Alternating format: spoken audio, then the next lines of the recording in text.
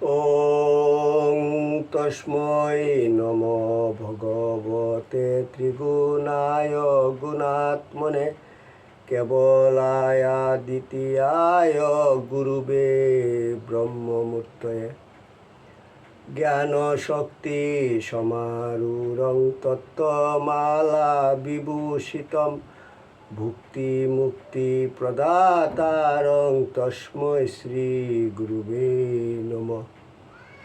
মুকং করোতি বাচালং পঙ্গুং লঙ্ঘয়তে গিরিম যৎকৃপা তমহং বন্দে পরমানন্দ মাধবম। জয় গুরু, জয় গুরু, জয় গুরু। আসামবঙ্গীয় সারস্বত মঠ প্রতিষ্ঠাতা সদ্গুরু শ্রী শ্রী 108 স্বামী নিগমানন্দ সরস্বতী পরমহংসদেবের অন্যতম শিষ্য শ্রীমৎ স্বামী শিবানন্দ সরস্বতী প্রণীত বৈদিক ধারা অনুযায়ী নূতন ভাষ্য এবং শাঙ্কর ভাষ্য, রামানুজ ভাষ্য ও মাধ্য ভাষ্য সহ ঈশ উপনিষদ গ্রন্থ থেকে পাঠ। ঠাকুর, তোমার শ্রী গ্রন্থ পাঠ তোমার শ্রীচরণেই সমর্পণ করিলাম। নত্তা নিগমানন্দস্য গুরু শ্রী পাদ পঙ্কজম তনুমি তৎকথামৃতম তপ্ত জীবন শীতলম। জয় গুরু, জয় গুরু, জয় গুরু। পূর্ব পাঠের পর আমাদের পূর্ব পাঠে পঠিতব্য মন্ত্রটি ছিল ঈষদ উপনিষদের নবম মন্ত্র। এইরূপ: যে অবিদ্যাম উপাসতে তে অন্ধং তম প্রবিশন্তি, যে উ বিদ্যায়াং রতা তে তত ভুয় ইব তম। যাহারা অবিদ্যার উপাসনা করে তাহারা গাঢ় অন্ধকারে প্রবেশ করে, আর যাহারা বিদ্যার উপাসনা করে তাহারা তদপেক্ষা আরও গভীর অন্ধকারে প্রবেশ করে।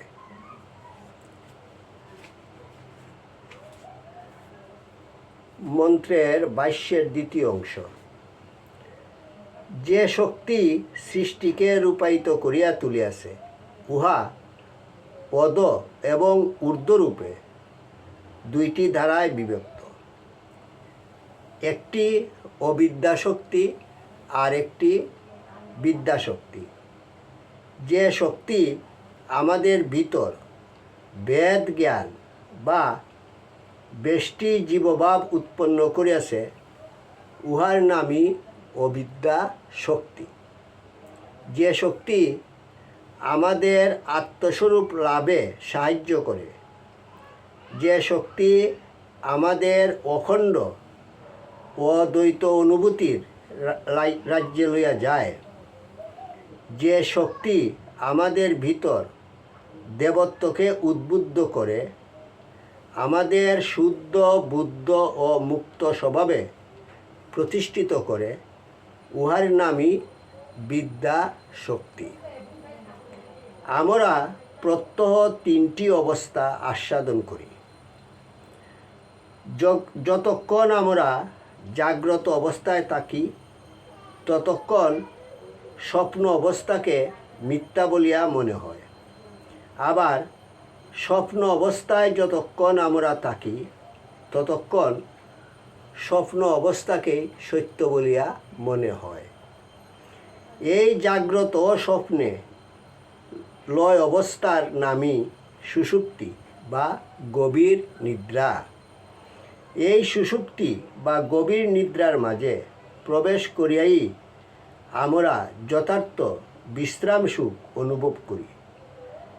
এই সুষুপ্তির অব্যক্ত অবস্থাই আমাদের জীবনের ব্যক্ত ও অর্ধব্যক্ত অবস্থাকে, অর্থাৎ জাগ্রত ও স্বপ্ন অবস্থাকে ধারণ করিয়া রহিয়াছে।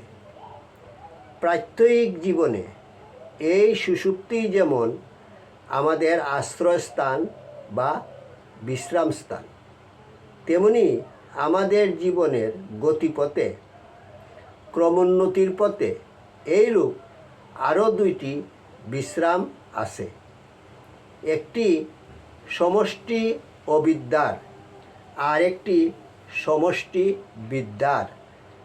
ইহারাই বিদ্যা ও অবিদ্যার উৎপত্তি ও লয়স্থান বা অব্যক্ত ভূমি। সৃষ্টির বিভিন্ন স্তর সম্বন্ধে প্রথম মন্ত্রভাষ্যে আমরা বিশদভাবে আলোচনা করিয়াছি, সুতরাং এখানে উহার বিস্তারিত বর্ণনা নিষ্প্রয়োজন। মৃত্যু পরম বন্ধুর মতো আমাদের ঊর্ধ্বলোক যাত্রায় সহায়তা করে।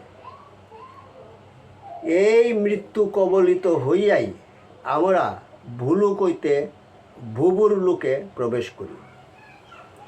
আমাদের এই ভূলোকে স্বপ্ন এবং সুষুপ্তি অবস্থার তুলনায় জাগ্রত অবস্থারই যেমন প্রাধান্য, ভূবুর লোকেও তেমনি জাগ্রত ও সুষুপ্তি অবস্থার তুলনায় স্বপ্ন অবস্থারই প্রাধান্য।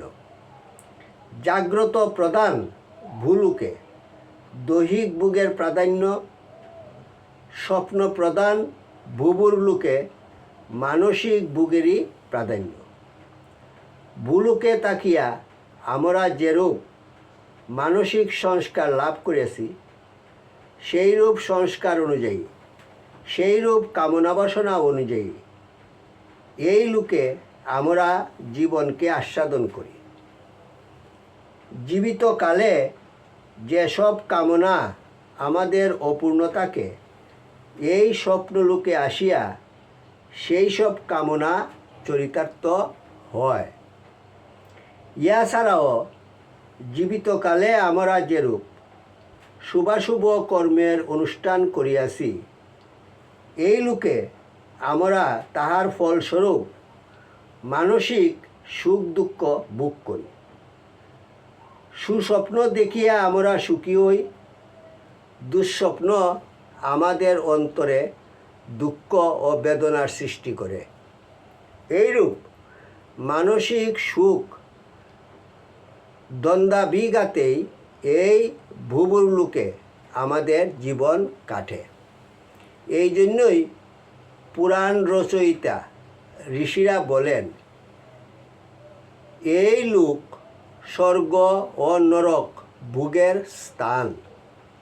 এই ভূবুর লোকের ভোগ সমাপ্ত হইলে মানুষকে স্বর্লোকে আরোহণ করিতে হয়।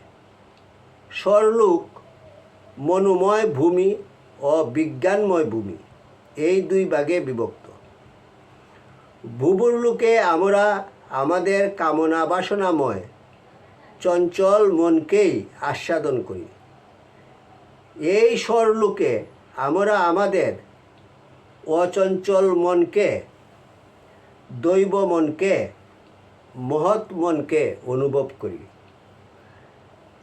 অচঞ্চল মন, স্থির ও শান্ত মন স্বভাবতই সুখের উৎস, আনন্দের উৎস।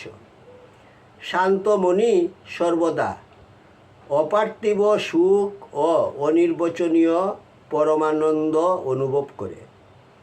এই জন্যই এই লোককে বলে পরম সুখময় লোক। এই সুখময় লোকে দুঃখের ছায়া নাই, পার্থিব রোগ সুখের ছায়া নাই। এই মনোময় ভূমির ভোগ, এই শান্ত মনের অপার্থিব সুখ ভোগ সমাপ্ত হইলে মানুষকে বিজ্ঞানময় ভূমিতে অর্থাৎ অরূপ অব্যক্ত লোকে প্রবেশ করিতে হয়। শান্ত মন স্বভাবতই বৃত্তিরহিত। শান্ত মন এই জন্যই সহজে ধ্যেয় বিষয়ে তন্ময়তা লাভ করিতে পারে। আবার এই শান্ত মন অতি সহজে নিদ্রার কূলেও অভিভূত হইয়া পড়ে। এই জন্যই মনোময় ভোগ সমাপ্তির পর আসে মহানিদ্রা। এই মহানিদ্রার মাঝে অহংয়ের কোনো প্রকাশ থাকে না। সমস্ত দ্বৈতের এখানে অবসান, সমস্ত ভেদাভেদের এখানে পরিসমাপ্তি। এই মহানিদ্রা বা মহাসুষুপ্তি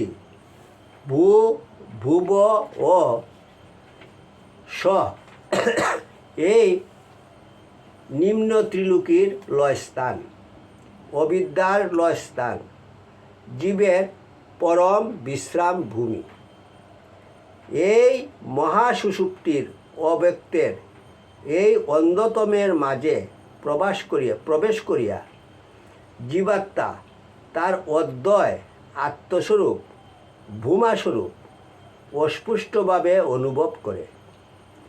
এই জন্যই এই লোককে বলা হয় জীবের স্বধাম বা স্বরলোক। যতদিন মানুষের মন পার্থিব ভোগে আসক্ত থাকে, পার্থিব কামনা বাসনায় অভিভূত থাকে, অজ্ঞানে আচ্ছন্ন থাকে, ততদিন মৃত্যু কবলিত হইয়া এই অবক্তের মাঝে, এই অন্ধতমের মাঝে মানুষকে বারবার যাতায়াত করিতে হয়। এই জন্যই ঋষি বলিতেছেন অন্ধং তম প্রবিশন্তি যে অবিদ্যাম উপাসতে। অবিদ্যায় আচ্ছন্ন থাকিয়া যাহারা জীবন কাটায়, বারবার এই অন্ধতমের মাঝে তাহাদের প্রবেশ করিতে হয়। পুনঃ পুনঃ জন্ম মৃত্যুর দুঃখ সহ্য করিতে হয়। ক্রমশ পাঠ করা হইবে। ওং যদস্করং পরিভ্রষ্টং মাত্রাহীনঞ্চ যদ্ভবেৎ তৎসর্বং ক্ষমতাং দেব প্রসীদ পরমেশ্বর। সর্বে ভবন্তু সুখিনঃ, সর্বে সন্তু নিরাময়া, সর্বে ভদ্রাণি পশ্যন্তু মা কশ্চিৎ দুঃখভাগ্ ভবেৎ। ওং শান্তি শান্তি শান্তি। ওম তৎসৎ।